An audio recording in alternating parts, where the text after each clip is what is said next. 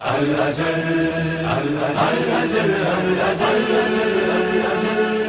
اللهم عجل وليك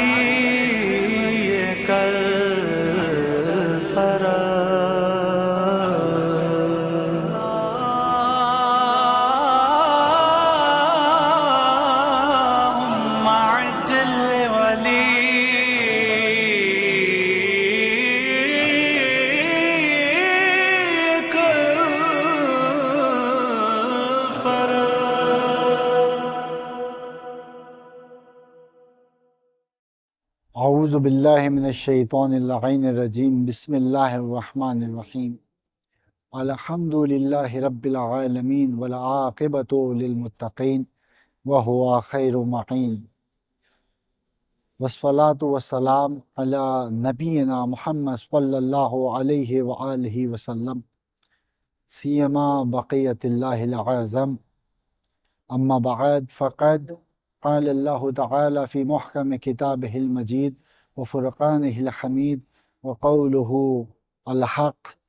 بسم اللہ الرحمن الرحیم بقیت اللہ خیر لکم ان کنتم مومنین۔ ناظرین السلام علیکم ورحمۃ اللہ وبرکاتہ۔ ناظرین، اس مقام مقدس مقام امام زمانہ سے آپ کے سامنے حاضر خدمت ہوں اور آپ کو بتانا یہ چاہتا ہوں کہ کائنات میں بہت سی ایسی چیزیں ہیں جو ظاہر ہو چکی ہیں جن کا تعلق ظہور امام زمانہ سے تھا۔ جیسا کہ آپ جانتے ہیں کہ امام زمانہ کے ظہور سے پہلے کافی علامات ہیں جو ظاہر ہوں گی، جو پہلے نہیں تھیں لیکن اب ہونے لگیں، اور جیسے جیسے علامات پوری ہونے لگیں گی ویسے ویسے امام کا ظہور نزدیک آتا جائے گا، اور انسان کو اس بات کا احساس رکھنا چاہیے کہ ہاں یقیناً امام کا ظہور بہت قریب ہے۔ اکثر علامات ایسی ہیں کہ جو ظاہر ہو چکی ہیں، اکثر ایسی علامات ہیں جو ظاہر ہو چکی ہیں، کچھ علامات ہیں جو ظاہر نہیں ہوئی ہیں، اور وہ کچھ علامات میں سے بھی اکثر وہ علامات ہیں کہ جس کے بعد چند روز یعنی گنے چنے روز کا فاصلہ ہے امام کے ظہور کے لیے، وہ ایسی علامات ہیں اکثر ان میں سے۔ باقی علامات اکثر ظاہر ہو چکے۔ میں آپ کو چند علامات بیان کرنا چاہتا ہوں جو کہ اس دور میں ظاہر ہو چکی ہیں، اور وہ بیان کرنے کا مقصد صرف یہ ہے کہ آپ اپنے آپ کو تیار کر لیجئے۔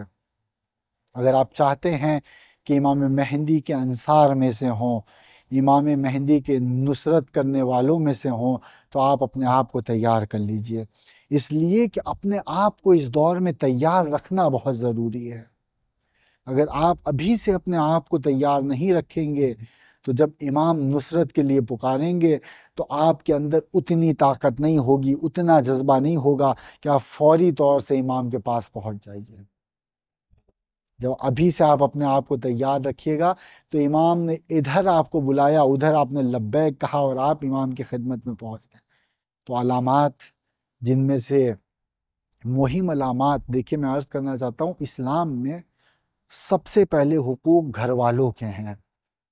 جو جتنے زیادہ قریبی ہوں گے اتنے زیادہ ان کے حقوق زیادہ ہوں گے، اور اس کے بعد جو عام قرابت دار ہیں ان کے حقوق ہیں۔ کہ آپ ایسا نہ ہو کہ آپ تو بہت اچھے سے زندگی گزار رہے ہیں لیکن قرابت داروں کی آپ کو کوئی فکر نہیں ہے۔ قرابت داروں کا خیال رکھنے سے العقل مراد یہ ہے کہ اگر آپ ان کی مدد کر سکتے ہیں تو ایسا نہ ہو کہ آپ ان کی مدد نہ کریں اور ان کو اسی کے حال پہ چھوڑ دیں۔ بھئی اگر آپ ان کی مدد کر سکتے ہیں تو آپ ان کی مدد کیجئے، یہی حق قرابت ہے۔ ہاں اگر آپ اس قابل ہی نہیں ہے کہ ان کی مدد کر سکیں تو کوئی بات نہیں، لیکن اگر آپ اس قابل ہیں اور اس کے باوجود بھی آپ مدد نہیں کرتے ہیں تو یقیناً اسلام کی نظر میں آپ نے ایک اہم عمل کو انجام نہیں دیا، اس لیے کہ اسلام کہتا ہے قرابت داروں سے محبت کرو۔ اب علامات ظہور میں سے ہے کہ انسان کو قرابت داروں کی کوئی فکر نہیں ہوگی، کوئی فکر سے مراد یہ بھی ہے کہ قرابت دار کس حالت میں ہے اسے کوئی فرق نہیں پڑتا، یا قرابت دار آپ سے ناراض ہو گیا آپ کو کوئی فرق نہیں پڑتا کہ ناراض ہیں ناراض رہیں، ہمیں کوئی فرق نہیں پڑتا۔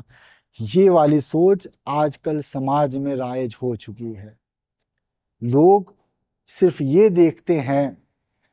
کہ ہمارا کوئی کام ان کے ذریعے سے تو نہیں ہونے والا، اگر ہمارا کام کوئی ان کے ذریعے سے نہیں ہونے والا تو لوگ فخریہ طور پر کہہ دیتے ہیں کہ ارے نہ ہم ان کے محتاج ہیں جو ہم ان کو منانے کے لیے جائیں۔ نہیں، آپ کے قرابت داروں کا محتاج ہونا اس بات کی ضرورت نہیں ہے کہ آپ ان کو منائیں، بلکہ یہ حق پروردگار نے آپ پر واجب کیا ہے، پروردگار نے شریعت محمد مصطفیٰ صلی اللہ علیہ وآلہ وسلم نے واجب کیا ہے کہ آپ جائیں اور اپنے قرابت داروں کی مدد کریں، اگر وہ ناراض ہیں تو ان کو منائیں۔ امام کے علامت کے ظہور میں سے کیا ہے؟ لوگوں کو فرق نہیں پڑے گا کہ قرابت دار کس حالت میں ہے یا ان سے ناراض ہے۔ دوسری وجہ پڑوسی کا حق، جو میں کہہ رہا تھا، سب سے پہلے قریبی قرابت دار، اس کے بعد عام قرابت دار۔ ظاہر سی بات ہے والدین ہو گئے، بھائی ہو گئے، یہ تو سب سے پہلے نمبر پہ ہیں، لیکن اس کے بعد چچا ہو گئے یا چچی ہو گئیں یا ماموں ہو گئے، یہ سب آ جائیں گے۔ اور اس کے بعد اگر آپ پڑوسی کے بارے میں پڑھیں تو اسلام میں پڑوسی کا حق بھی بہت زیادہ بیان کیا ہے۔ اسلام کہتا ہے کہیں ایسا نہ ہو کہ تم تو سیراب ہو اور پڑوسی کے گھر کے بچے بھوک کے عالم میں رات کی تاریکی گزار دیں۔ لہٰذا یہاں پر رک کے میں کہنا چاہوں گا کہ اسلام اتنی باریکی سے کہہ رہا ہے نا کہ ایسا نہ ہو کہ تم سیراب ہو اور پڑوسی کے بچے خالی پیٹ سو جائیں۔ یعنی اسلام یہ بھی بتانا چاہتا ہے کہ کم سے کم آپ کو اتنا پتہ ہونا چاہیے کہ پڑوسی کی حالت ایسی تو نہیں ہے کہ اس کو رات میں بغیر کھانا کھائے سونے کی نوبت آ جائے۔ آپ کو اس بات کا علم ہونا چاہیے، اور اس بات کا علم کیسے ہوگا؟ آپ جب ایک دوسرے سے میل ملاپ رکھیں گے، آپ ایک دوسرے سے تعلقات رکھیں گے، جب تعلقات رکھیں گے تو دلوں کی بات نکلے گی، جب دلوں کی بات نکلے گی تو ایک دوسرے کے بارے میں آپ جانیں گے کہ میرے حالات کیا ہیں، تو اس اعتبار سے آپ مدد بھی کر سکتے ہو۔ دوسری بات، پڑوسی کا حق نہیں ادا کیا جائے گا۔ اور تیسری بات جو حق کے اعتبار سے نہیں ہے لیکن میں عرض کرنا چاہتا ہوں نا کہ علامات ظہور میں سے صرف یہ نہیں ہے کہ کردار، بلکہ ظاہری اعتبار سے بھی بہت سی علامات ہیں، جس میں سے ایک علامت یہ بھی ہے کہ رویت ہلال میں اختلاف ہوگا۔ جیسا کہ اس سال ہندوستان میں اختلاف تھا رویت ہلال کو لے کر، اب میں اس بات میں بحث نہیں کرنا چاہتا ہوں کہ کس وجہ سے اختلاف تھا رویت ہلال میں، لیکن اختلاف تھا، اور یہ علامات ظہور میں سے ہے کہ اختلاف ہوگا، اختلاف رویت ہلال میں اختلاف ہوگا۔ اور ایسا نہیں ہے کہ یہ صرف ہندوستان میں تھا، چند سال پہلے نجف اشرف میں بھی اختلاف تھا بین المجتہدین۔ کسی مجتہدین کے نزدیک، جیسے کہ سستانی صاحب آیت اللہ العظمہ سید سستانی صاحب کے نزدیک چاند 30 کا تھا، اور دیگر مجتہد تھی ان کے نزدیک چاند 29 کا تھا۔